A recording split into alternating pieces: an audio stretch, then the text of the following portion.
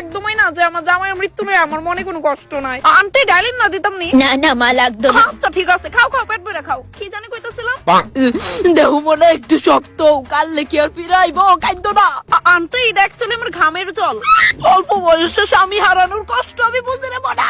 কিন্তু আন্টি তুমি তো এখনো সধবা, তোমার তো জামাই আছে। ওই কত অল্প বয়সে মায়েরা বিধবা হইলো, আজকে 7 দিনও মায়েরার কানতে কানতে অবস্থা শেষ একেবারে। দেখো মায়া নিজেরে দায় দিতাছে জামাইয়ের মৃত্যুর লিগা, ফুফায়া ফুফায়া কানতে কানতে শেষ। লতি কামনা গীতাছে শুনলাম বিদা। আরে আন্টি অসুবিধা হইছে নি আইতে? প্রথমবার শুননা তো আমি স্ট্রেঞ্জ। ওমা তোমার লগে আঙ্কেল হইছে না? আমি আর তোমার আঙ্কেল তো বিশ্বাসই করতে পারতাছিলাম না জানো। ফান্দা বিন্দে আসলে খাইতে বই আন্টি।